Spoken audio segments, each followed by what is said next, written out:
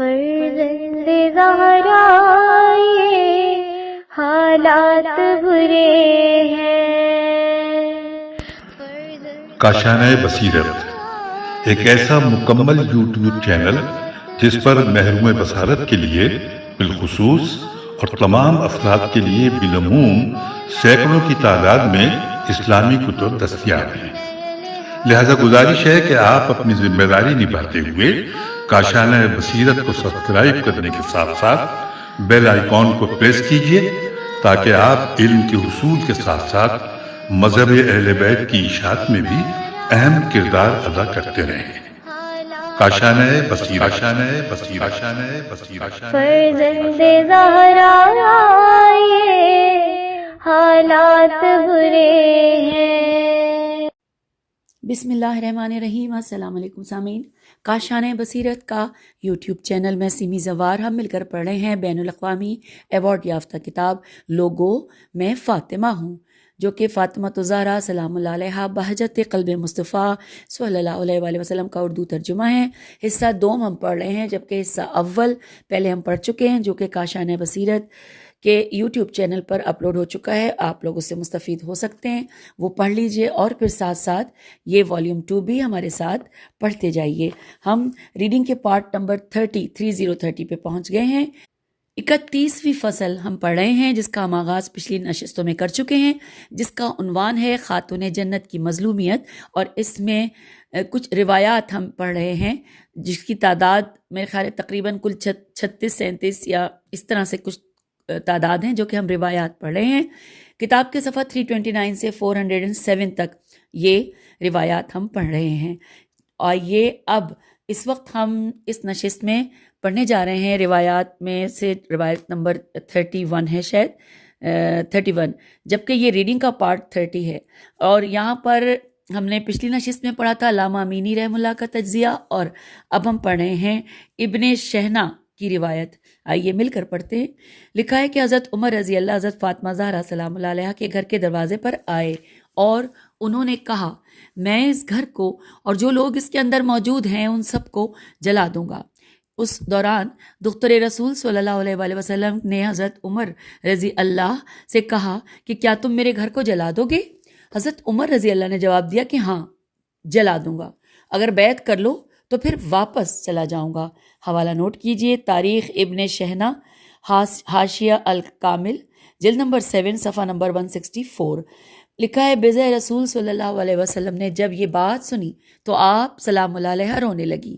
آپ روضہ رسول صلی اللہ علیہ وآلہ وسلم پر پہنچی اور بلند آواز کے ساتھ عرض کیا، اے پدر مہربان، اے اللہ کے رسول صلی اللہ علیہ وآلہ وسلم، آپ کی رحلت کے بعد ابن خطاب رضی اللہ اور ابن ابو قحافہ کا ہمارے ساتھ یہ سلوک دیکھیے بابا، یہ سلوک۔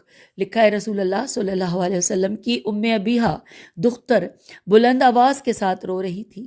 ہاشمی خواتین نے آپ کو اپنے حلقے میں لے رکھا تھا۔ یہ سب ہاشمیات دھاڑے مار مار کر رو رہی تھیں۔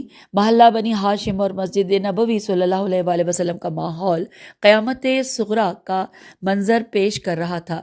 ان کی زبانوں پر حضرت ابو بکر رضی اللہ کا نام تھا اور وہ کہہ رہی تھی، اے ابو بکر، اے اہل بیت رسول صلی اللہ علیہ وآلہ وسلم کے خلاف یہ اقدام اٹھا رہے ہو۔ سیدہ زہرا سلام اللہ علیہ نے روتے ہوئے کہا، اے عمر، میں تا دم حیات تم سے کوئی بات نہیں کروں گی۔ تم نے رسول اللہ صلی اللہ علیہ وآلہ وسلم کے اہل بیت علیہم السلام کو آلام و مصائب سے دوچار کر دیا۔ حوالہ نوٹ کیجئے، شرح ابن ابی الحدید، جلد نمبر 1 صفحہ 1134، جلد نمبر 2 صفحہ نمبر 19۔ اور اب آئیے ساتھ ہی لکھا ہوا ہے کہ ہیڈنگ ہے کہ ایک اور ہیبت ناک منظر کہ حکومتی لوگ ہیکل قدست اور عظمت امیر المومنین حضرت علی علیہ السلام کی طرف بڑھے اور انہیں گرفتار کر کے اس طرح کھینچا کہ جس طرح اونٹ کو اس کی رسی کے ساتھ کھینچا جاتا ہے۔ انہیں اسی حال میں مسجد کی طرف لے گئے اور کہا، بیعت کرو۔ فاتح بدر و احد اور خیبر و خندق امام علیہ السلام نے فرمایا کہ اگر تمہاری بیعت نہ کروں تو پھر کیا ہوگا؟ ان لوگوں نے جواب دیا کہ اس ذات کی قسم کہ جس کے سوا کوئی عبادت کے لائق نہیں، ہم تمہیں قتل کر دیں گے۔ امام علیہ السلام نے فرمایا پھر تو تم اللہ کے ایک عبد اور اس کے رسول صلی اللہ علیہ وآلہ وسلم کے بھائی کو قتل کرو گے؟ چشم فلک نے دل دہلا دینے والا منظر دیکھا۔ نبی رحمت صلی اللہ علیہ وآلہ وسلم کے برادر آج ان لوگوں کے ہاتھوں گرفتار ہیں جن کا اسلام پر کچھ نہیں لگا۔ آخرکار علی ولی علیہ السلام نے اللہ کے رسول صلی اللہ علیہ وآلہ وسلم کی قبر مبارک کی پناہ لی اور روتے ہوئے بارگاہ نبوت میں عرض کیا، یا رسول اللہ صلی اللہ علیہ وآلہ وسلم، یا ابن امت نے مجھے نہتا اور تنہا اور کمزور و ناتواں کر دیا ہے، اب وہ مجھے قتل کرنا چاہتے ہیں۔ سامعین حوالہ نوٹ کیجئے، الغدیر جلد نمبر 7 صفحہ نمبر 75 سے لے کر 78، اور ہم کتاب کے صفحہ 377 پہ آ گئے ہیں۔ اور اب یہاں پر نمبر 32 پر جو ہے تفصیلات پڑھنے جا رہے ہیں، علامہ محسن کاشانی کی روایت، آئیے مل کر پڑھتے ہیں۔ علامہ موصوف نے لکھا ہے، حضرت عمر رضی اللہ تلقا تو لام قاف الف حمزہ تلقا اور اپنے ہم نواؤں کے ہمراہ امیر المومنین حضرت علی علیہ السلام کے خانہ اقدس پر آئے۔ جب انہوں نے گھر کا دروازہ بند پایا تو انہوں نے بلند آواز سے کہا، اے علی، گھر سے باہر آؤ، رسول اللہ صلی اللہ علیہ وآلہ وسلم کے خلیفہ بلا رہے ہیں۔ جب دروازہ نہ کھلا تو وہ لکڑیاں اور آگ لے آئے تاکہ امام کے گھر کو جلا دیں، اور اس دوران حضرت عمر رضی اللہ نے آواز دی کہ اے علی، باہر آؤ ورنہ ہم اس گھر کو آگ لگا دیں گے۔ اس دوران آقائے نامدار کی دختر حضرت فاطمہ زہرا سلام اللہ علیہا دروازے پر آئیں کہ ان لوگوں پر کوئی بھروسہ نہیں، یہ ان کے گھر کو آگ لگا دیں گے۔ تو آپ علیہ السلام نے دروازہ کھول دیا۔ جو ہی دروازہ کھلا تو تمام لوگ یکبارگی گھر کے اندر داخل ہو گئے۔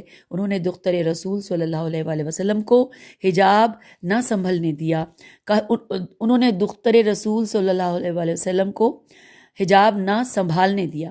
سیدہ زہرا سلام اللہ علیہ نے دروازے اور دیوار کی پناہ لی تاکہ ان کا پردہ محفوظ رہے۔ وصی رسول صلی اللہ علیہ وآلہ وسلم حضرت امام علی علیہ السلام فرش پر تشریف فرما تھے۔ حکومتی ٹولے نے انہیں گرفتار کر لیا اور انہیں مسجد میں لے گئے۔ دختر رسول صلی اللہ علیہ وآلہ وسلم نے جب یہ ظلم و زیادتی دیکھی تو آپ برداشت نہ کر سکیں۔ آپ اپنے شوہر نامدار اور لوگوں کے درمیان میں آ گئیں اور فرمایا کہ میں تم لوگوں کو اپنے چچا کے بیٹے پر ظلم نہیں کرنے دوں گی۔ تم لوگ کس قدر بہت جلد تبدیل ہو گئے ہو۔ اللہ کے رسول صلی اللہ علیہ وآلہ وسلم نے تمہیں ہم اہل بیت علیہ السلام کے بارے میں کس قدر وصیتیں کی تھیں۔ اللہ کے نبی صلی اللہ علیہ وآلہ وسلم نے تمہیں ہماری اطاعت اور تمسک رکھنے کا حکم دیا تھا۔ فرمان خداوندی ہے، قل لا اسألکم علیہ اجرا الا المودۃ فی القربى، سورہ شورى آیت 23۔ حضرت عمر رضی اللہ نے کہا، ہم بہت سے لوگ ان کی وجہ سے ہماری بیعت نہیں کر رہے۔ اس نے اپنے غلام قنفذ سے کہا کہ وہ دختر رسول صلی اللہ علیہ وآلہ وسلم کو کوڑے مار کر یہاں سے دور کرے۔ قنفذ نے حبیب رسول صلی اللہ علیہ وآلہ وسلم پر کوڑے برسانے شروع کر دیے۔ سامعین، جب کتاب میں کچھ اس طرح کی بات میں پڑھتی ہوں تو میرے الفاظ حلق میں رک جاتے ہیں۔ میں کوشش کروں گی کہ میں پورا مکمل پڑھ سکوں۔ لکھا ہے کہ اس نے سیدہ زہرا سلام اللہ علیہا کی پشت اور پہلو پر اس قدر تازیانے مارے کہ بزے رسول صلی اللہ علیہ وآلہ وسلم کے جسم نازنین پر تازیانوں کے نیلے نشان پڑ گئے، جس کی وجہ سے حضرت محسن شہید ہو گئے۔ اس شہید کا نام نبی کریم صلی اللہ علیہ وآلہ وسلم نے ہی محسن رکھا تھا۔ حکومتی فوج نے امام علیہ السلام کو حکومتی دربار میں پیش کیا۔ خاتون جنت سلام اللہ علیہا زخمی حالت میں امام علیہ السلام کے ساتھ رہیں، لیکن کسی نے بھی اپنے نبی کی بیٹی کا احترام نہ کیا۔ بطول معظمہ نے اپنے مہربان بابا کے روضہ اطہر کی طرف رخ کیا اور کہا، میں مصائب و آلام کے تھپیڑوں میں حیران اور سرگرداں ہوں، میری سانس گریہ وزاری کے ساتھ محبوس ہے۔ اے کاش جس طرح میری آنکھوں سے آنسو جاری ہیں اس طرح میری روح میرے جسم سے نکل جاتی۔ اے میرے پیارے بابا، آپ کی رحلت کے بعد زندگی تلخ ہو چکی ہے، اس کی لذت اور اس کی مٹھاس باقی نہیں رہی۔ میں اس لیے رو رہی ہوں کہ کہیں میری زندگی طولانی نہ ہو۔ یہاں پر انورٹڈ کاما کلوز ہو گیا اور لکھا ہے کہ یہ وہ اشعار، یہاں پہ یہ کچھ اشعار کا شاید ترجمہ لکھا تھا، کیونکہ حاشیے میں اس کے بارے میں لکھا ہے کہ یہ وہ اشعار ہیں جو حضرت امام علی علیہ السلام نے حضرت فاطمہ کی تدفین کے وقت بھی پڑھے تھے۔ روایات میں ہے کہ یہ اس طرح ہے کہ 2 شعر کا آخری مصرع صحیح نہیں ہے۔ سیدہ زہرا سلام اللہ علیہ کو رسول اسلام نے خبر دی تھی کہ انہوں نے بہت جلدی انہی کے پاس آنا ہے، تو پھر طولانی زندگی کی بات کہاں صحیح ہے؟ یہ جو 2 لائنیں میں نے پڑھی یہ حاشیے میں لکھی تھی۔ چلیے آگے پڑھتے۔ لکھا ہے اس کے بعد بطول عذرا سلام اللہ علیہ نے فرمایا، اے میرے بابا، نہایت افسوس اور تاسف کی بات ہے کہ آپ صلی اللہ علیہ وآلہ وسلم کے حبیب ابو الحسن علیہ السلام کو قید کر لیا گیا ہے۔ حسنین کریمین علیہ السلام کے بابا پر ظلم و ستم کیا جا رہا ہے۔ وہ ہستی کہ جنہیں بچپن میں آپ نے پالا تھا، جب وہ بڑے ہوئے تو آپ نے انہیں اپنا بھائی مقرر کیا تھا، یہ آپ کی محبت کا مرکز ہیں۔ آپ صلی اللہ علیہ وآلہ وسلم کے تمام صحابہ میں جو مقام انہیں حاصل ہے وہ کسی دوسرے کو تو حاصل نہیں ہے۔ سب سے پہلے آپ کی نبوت کی تصدیق کرنے والے یہی علی ہیں۔ ہجرت کے لحاظ سے وہ اولین مہاجر ہیں۔ اے سب سے بہتر و برتر، اب انہیں قیدی بنا لیا گیا ہے، انہیں اس طرح کھینچا گیا ہے کہ جس طرح اونٹ کو کھینچا جاتا ہے۔ انورٹڈ کاما کلوز ہو گیا، اور پھر لکھا ہے مظلومہ اور مغصوبہ سیدہ سلام اللہ علیہ نے رو کر فرمایا، واہ محمدہ، واہ حبیبہ، واہ ابو القاسم، واہ احمدہ، ہائے مددگاروں کی قلت، ہائے کرب و مصائب کا یہ طولانی سلسلہ، ہائے حزن و علم، ہائے یہ مصائب و علام، اے وہ دن کہ جس میں ہمیں مصائب و علام سے دوچار جس میں ہمیں مصائب و علام سے دوچار کیا گیا۔ اس کے بعد دکھی زہرا سلام اللہ علیہ زمین پر گریں اور غش میں چلی گئیں۔ حاضرین نے جب یہ منظر دیکھا تو ان کی چیخیں نکل گئیں اور وہ دھاڑے مار مار کر رونے لگے۔ ایک دفعہ مسجد ماتم کدا بن گئی۔ سرکاری فوج نے جرت و شجاعت کے مرکز امام علی علیہ السلام کو حضرت ابوبکر رضی اللہ کے سامنے کھڑا کیا اور ان سے کہا کہ ہاتھ پھیلاؤ اور حضرت ابوبکر رضی اللہ کی بیعت کرو۔ امام علیہ السلام نے فرمایا، میں تمہاری بیعت نہیں کروں گا، البتہ میری بیعت تمہاری گردنوں پر ہے۔ سامعین، یہاں پر یہ مکمل ہوا، یعنی کہ نمبر ہم 31 جو پڑھ لیتے ہیں علامہ محسن کاشانی کی روایت۔ آگے چلتے ہیں، نیکسٹ ہے نمبر 33 پر جناب عدی عین سے ہے، عدی بن حاتم کی روایت۔ لکھا ہے کہ اس بزرگوار کا بیان ہے کہ مجھے علی بن ابی طالب علیہ السلام پر اس وقت بہت زیادہ ترس آیا جب لوگ انہیں گرفتار کر کے مسجد نبوی صلی اللہ علیہ وآلہ وسلم میں لا رہے تھے۔ جب انہیں حضرت ابوبکر رضی اللہ کے سامنے لایا گیا تو انہیں کہا گیا کہ تم حضرت ابوبکر رضی اللہ کی بیعت کرو۔ امام نے فرمایا کہ اگر میں ان کی بیعت نہ کروں تو پھر تم کیا کرو گے؟ تو ارباب بست و کشاد نے کہا کہ ہم تمہیں قتل کر دیں گے۔ راوی کا بیان ہے کہ امام علی علیہ السلام نے اپنا سر آسمان کی طرف کیا اور عرض کیا، خدایا، میں تجھے گواہ بنا کر کہتا ہوں کہ یہ لوگ میرے قتل پر آمادہ ہیں، حالانکہ میں تیرا عبد ہوں اور تیرے رسول صلی اللہ علیہ وآلہ وسلم کا بھائی ہوں۔ حکومتی جماعت نے وصی رسول صلی اللہ علیہ وآلہ وسلم سے کہا بیعت کرو، لیکن آپ علیہ السلام نے انکار کر دیا۔ ان لوگوں نے امام علیہ السلام کا ہاتھ پکڑا اور پھیلایا۔ حضرت ابوبکر رضی اللہ نے اپنا ہاتھ امام کے ہاتھ پر رکھ دیا۔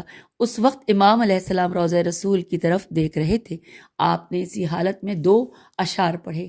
عربی کے اشعار ہیں، ترجمہ: اگر تم شورا کے فیصلے کے ذریعے امت کے امور کے مالک بنے ہو، ایسا فیصلہ کس طرح ممکن ہے جبکہ مشیر غائب ہیں؟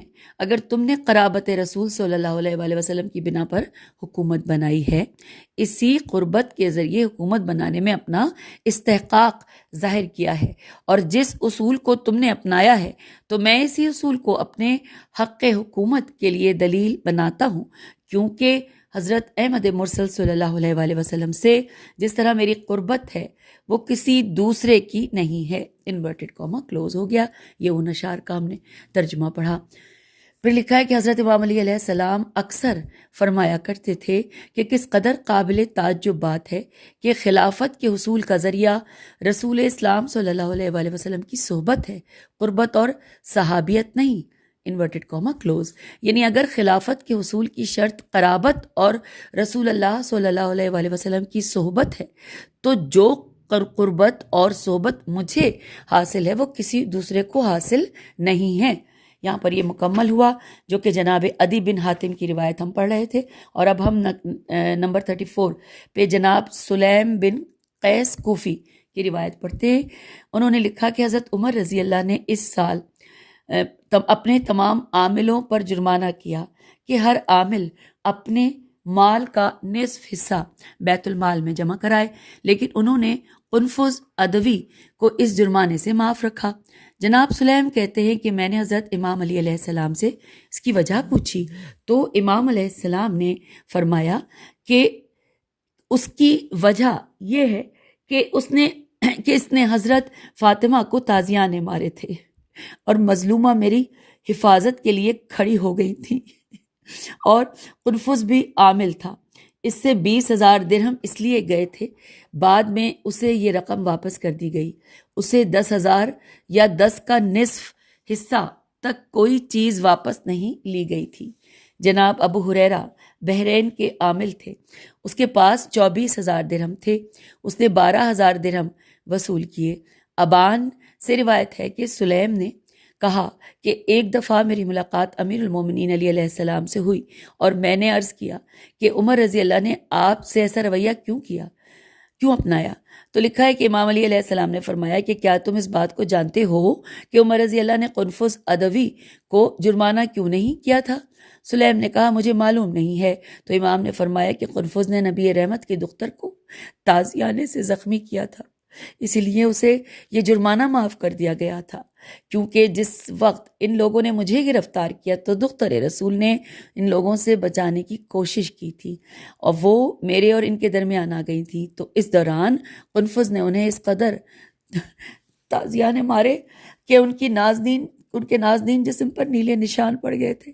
قنفذ نے اپنے تازیانے سے سیدہ زہرا سلام اللہ علیہا کے پہلو اور شانے کو زخمی کیا تھا۔ ابان نے سلیم سے روایت کی ہے کہ میں مسجد نبوی صلی اللہ علیہ وآلہ وسلم میں پہنچا تو کچھ لوگ وہاں حلقہ بنائے بیٹھے تھے، اس حلقے میں ہاشمی جوان بھی بیٹھے تھے، ان کے ساتھ حضرت سلمان فارسی رضی اللہ، حضرت ابو ذر رضی اللہ، حضرت مقداد رضی اللہ، حضرت محمد بن ابو بکر رضی اللہ، حضرت عمر بن ابو سلمہ رضی اللہ اور قیس بن سعد رضی اللہ بن ابو عبادہ رضی اللہ بیٹھے تھے۔ حضرت عباس رضی اللہ نے امیر المومنین علیہ السلام سے سوال کیا کہ اس کی کیا وجہ ہے کہ عمر رضی اللہ نے تمام عاملین پر جرمانہ کیا تھا لیکن قنفذ سے رقم وصول نہیں کی؟ تو حضرت امام علی علیہ السلام نے چاروں طرف نظر دوڑائی اور ایک لمبی آہ بھری اور پرنم آنکھوں سے فرمایا کہ قنفذ نے دختر رسول صلی اللہ علیہ وآلہ وسلم پر کوڑے برسائے تھے، اس کا شکریہ ادا کرنے کے لیے اسے اس جرمانے سے مستثنی قرار دیا گیا۔ یہی وہ قنفذ ہے کہ جس کے تازیانوں کی ضربات سے خاتون جنت کی شہادت ہوئی۔ حوالہ نوٹ کیجئے، کتاب سلیم بن قیس کوفی، صفحہ نمبر 134۔ اور اب آئیے اگلا جو ٹاپک نا یہاں پہ یعنی نمبر 35 پہ لکھا ہے حدیث فدق، یہ پڑھتے ہیں۔ لکھا ہے جاگیر فدق کے غصب ہونے پر حضرت امام علی علیہ السلام نے مخدوم کونین حضرت فاطمہ زہرا سلام اللہ علیہا کو مرکب پر سوار کر کے 40 روز تک انصار اور مہاجرین کے گھر گھر چکر لگائے اور ان سے اپنی نصرت و معاونت کا مطالبہ کیا۔ حسنین کریمین علیہم السلام بھی ہمراہ ہوتے تھے۔ صدیقہ کبریٰ سلام اللہ علیہ فرماتی کہ اے گروہ انصار اور مہاجرین، اللہ رب العزت کی نصرت اور اعانت کرو، میں تمہارے نبی صلی اللہ علیہ وآلہ وسلم کی دختر ہوں۔ تم لوگوں نے سرور کائنات صلی اللہ علیہ وآلہ وسلم کے دست مبارک پر بیعت کی تھی۔ جس روز تم نے بیعت کی تھی تو تم نے عہد کیا تھا کہ جس طرح ہم اپنی ذات اور آل اولاد کی حفاظت کرتے ہیں، اس سے زیادہ حضرت احمد مصطفیٰ صلی اللہ علیہ وآلہ وسلم اور آپ کی آل اور اولاد کی حفاظت کریں گے۔ اب تم اس بیعت پر قائم رہو جو تم نے کی تھی۔ وصی رسول صلی اللہ علیہ وآلہ وسلم حضرت امام علی علیہ السلام نے فرمایا کہ لوگوں نے بیان سنا لیکن عمل نہ کیا، ہماری نصرت کسی نے نہ کی۔ امام علیہ السلام نے فرمایا ہم معاذ بن حبل رضی اللہ کے گھر گئے اور وہاں حضرت فاطمہ سلام اللہ علیہ نے فرمایا کہ اے معاذ بن حبل رضی اللہ، اچھا یہاں پر یہ بھی ساتھ ہی جہاں پہ لکھا ہے نا اے معاذ بن حبل، یہیں پہ اشارہ دیا ہے کہ ہم حاشیے میں پڑھیں، آئیے ساتھ پڑھتے، لکھا ہے کہ یہ سعد کے والد معاذ بن حبل ہیں، یہ وہ سعد نہیں ہے جو رسول اللہ صلی اللہ علیہ وسلم کی زندگی میں فوت ہو گئے تھے۔ آئیے واپس آتے ہیں حاشیے سے صفحے کی جانب کے، لکھا ہے کہ اے معاذ بن حبل رضی اللہ، میں تم سے مدد کا مطالبہ کرنے کے لیے آئی ہوں۔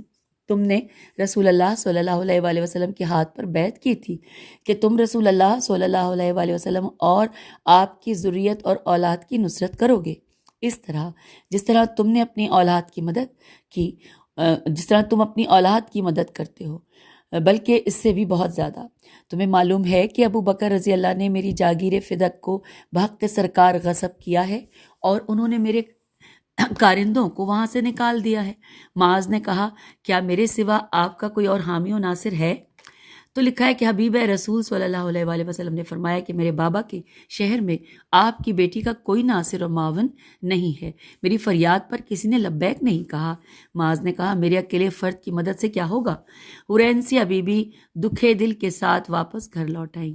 راوی کا بیان ہے کہ تھوڑی دیر بعد معاذ کا بیٹا گھر آیا اور اس نے اپنے باپ سے پوچھا کہ شہزادی رسول صلی اللہ علیہ وآلہ وسلم ہمارے گھر کس غرض سے آئی تھی؟ معاذ بولے وہ حضرت ابو بکر رضی اللہ کے خلاف نصرت کا مطالبہ کرنے کے لیے آئی تھی، ابو بکر نے ان کی جائیداد پر قبضہ کر لیا ہے۔ بیٹے نے کہا ابا جان آپ نے انہیں کیا جواب دیا؟ تو معاذ بولے کہ میں نے یہی کہا کہ میں اکیلا آپ کی مدد کیسے کر سکتا ہوں۔ تو بیٹے نے کہا کہ پھر آپ نے ان کی نصرت کرنے سے انکار کر دیا؟ تو معاذ نے کہا کہ ہاں۔ بیٹی نے کہا پھر انہوں نے آپ کو کیا کہا؟ معاذ بولے چلتے وقت انہوں نے کہا کہ میں جب رسول اللہ صلی اللہ علیہ وآلہ وسلم سے ملاقات کروں گی تو میں تمہاری شکایت کروں گی۔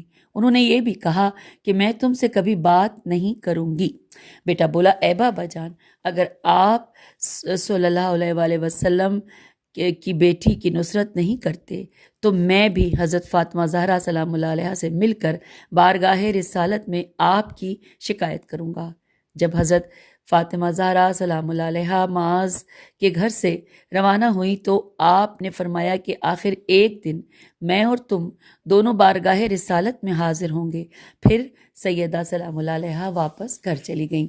اب لکھا ہے کہ خاتون جنت نے ابو بکر رضی اللہ کے دربار میں، نہیں اچھا نہیں، یہ تو ہیڈنگ آ گئی ہے کہ خاتون جنت ابو بکر رضی اللہ کے دربار میں، پیج 384 ہے، آئیے پڑھتے، لکھا ہے امیر المومنین امام علی علیہ السلام نے حضرت صدیقہ کبریٰ سلام اللہ علیہ سے فرمایا کہ جب حضرت ابو بکر رضی اللہ کے لیے بیٹھے ہوں تو ان کے پاس چلی جائیں، وہ رقیق القلب ہیں، ان سے کہیں کہ تم میرے بابا کی جگہ بیٹھ گئے ہو اور اپنے آپ کو حضرت صلی اللہ علیہ وآلہ وسلم کا خلیفہ کہلوا رہے ہو۔ اب اگر یہ فدق تمہارا ہی صحیح تو میرا مطالبہ یہ ہے کہ وہ باغ میرے حوالے کر دو۔ بطول معظمہ حضرت ابو بکر رضی اللہ کے پاس آئیں اور ان سے جب بات کی تو حضرت ابو بکر رضی اللہ نے کہا کہ تم نے سچ کہا۔ اس وقت حضرت ابو بکر رضی اللہ نے کاغذ طلب کیا، اس پر لکھا کہ باغ فدق فاطمہ سلام اللہ علیہ کا ہے، وہی باغ میں انہیں واپس کرتا ہوں۔ تو دختر رسول صلی اللہ علیہ وآلہ وسلم وہ تحریر لے کر وہاں سے باہر آئیں تو راستے میں ان سے حضرت عمر کا سامنا ہوا۔ اس نے پوچھا یہ تحریر کس مقصد کے لیے ہے؟ تو بجائے رسول صلی اللہ علیہ وآلہ وسلم نے فرمایا کہ ابو بکر رضی اللہ نے میرے لیے جاگیر فدق کی تحریر جاری کی ہے۔ حضرت عمر رضی اللہ نے کہا کہ یہ تحریر میرے حوالے کریں۔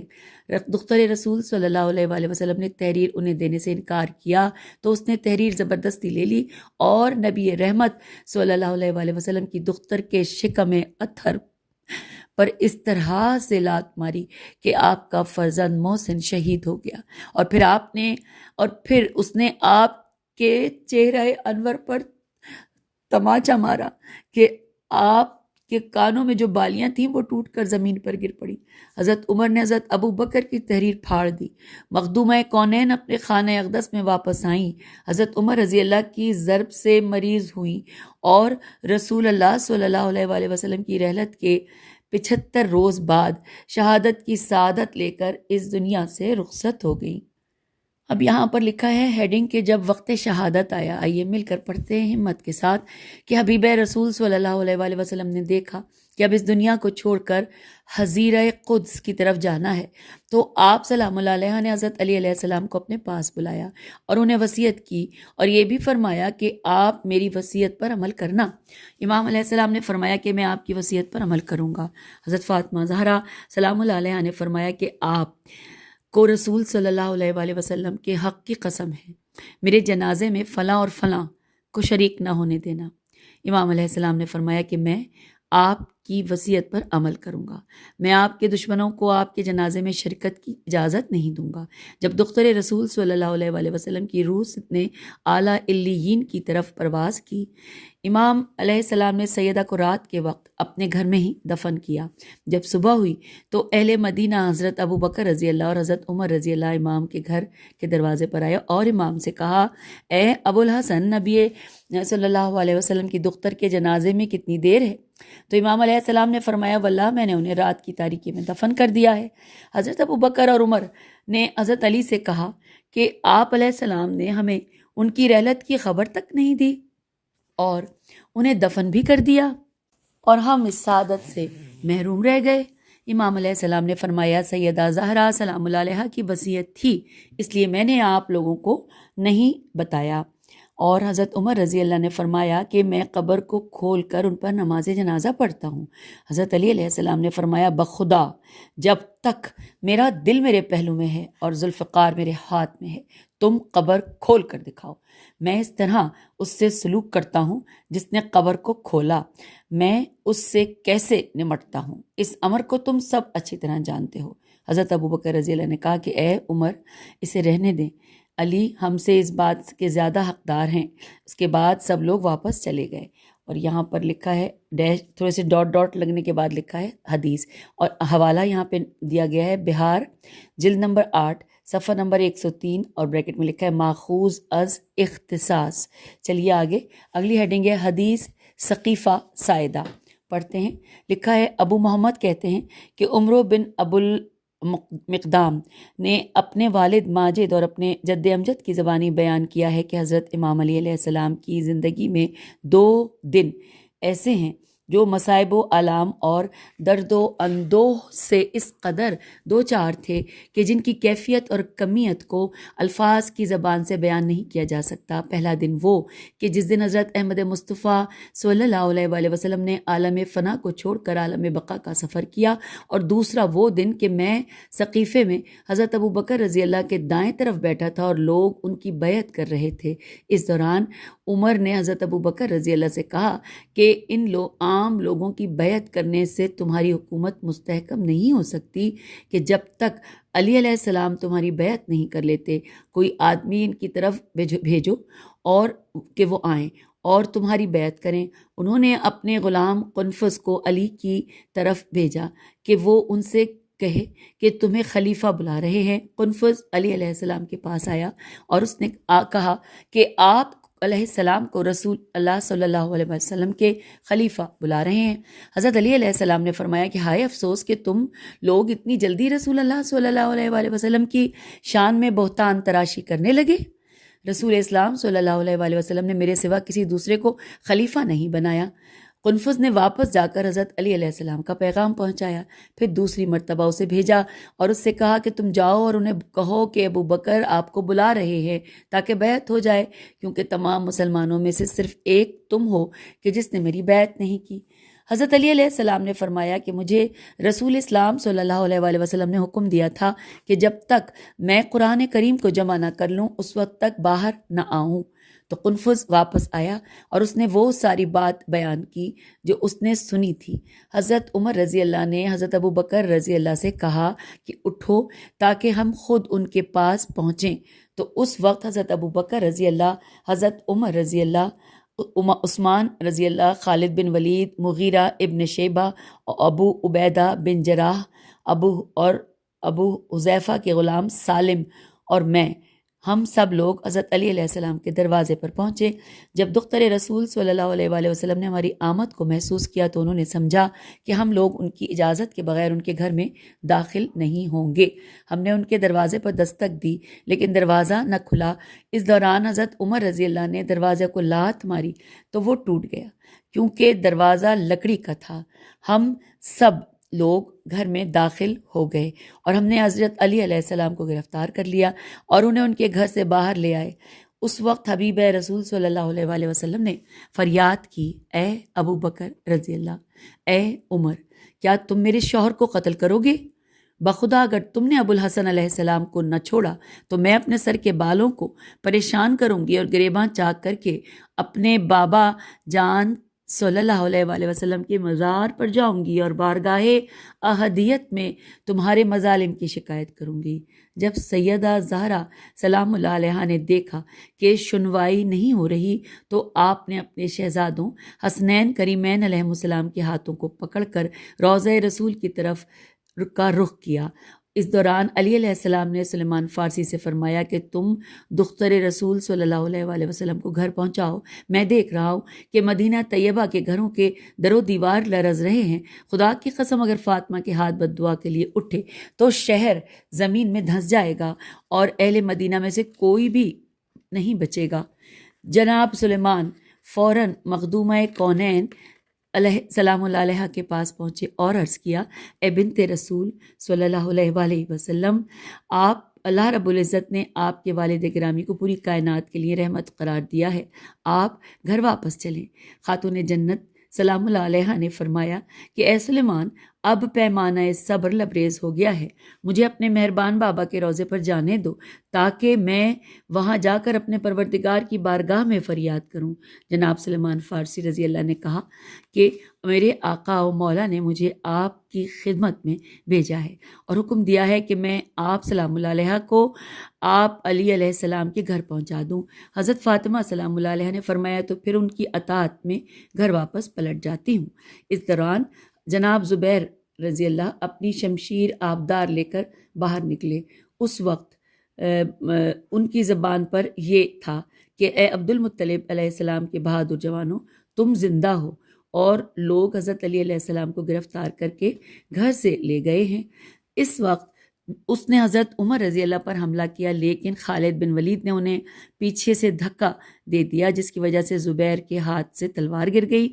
اس وقت حضرت عمر رضی اللہ نے اس کی تلوار اپنے قبضے میں لے لی اور اسے پتھر پر مار دیا جس کی وجہ سے تلوار دو ٹکڑے ہو گئی۔ اس دوران امام علی علیہ السلام روضہ رسول صلی اللہ علیہ وآلہ وسلم پر پہنچے اور بارگاہ رسالت صلی اللہ علیہ وآلہ وسلم میں یہ عرض کیا کہ اے میری ماں کے نور نظر اور ان کے قلب و جگر کی ٹھنڈک، آپ کی امت نے مجھے یکا و تنہا کر دیا ہے، قریب ہے کہ وہ مجھے قتل کر دیں۔ Inverted comma close. حاکم وقت کے حاشیہ نشین وصی رسول صلی اللہ علیہ وآلہ وسلم کو سقیفے میں اپنے امیر کے دربار میں لے آئے۔ حضرت عمر نے امام علی علیہ السلام سے کہا، ہمارے امیر کی بیعت کرو۔ امام علیہ السلام نے فرمایا کہ اگر میں بیعت نہ کروں تو پھر تمہارا میرے ساتھ کیا سلوک ہوگا؟ تو لکھا ہے کہ حکومت کی طرف سے جواب ملا کہ واللہ ہم تمہاری گردن مار دیں گے۔ امام نے فرمایا کہ اچھا تو پھر یہ بات رہی کہ تم اللہ کے ایک عبد اور اس کے رسول کے بھائی کو قتل کرو گے؟ تو حضرت عمر رضی اللہ نے جواب دیا کہ تم اللہ رب العزت کے عبد ضرور ہو، رہی تمہاری یہ بات کہ تم سید الانبیاء صلی اللہ علیہ وآلہ وسلم کے بھائی ہو تو وہ ہم نہیں مانتے۔ حضرت عمر رضی اللہ نے یہ جملہ 3 مرتبہ دہرایا۔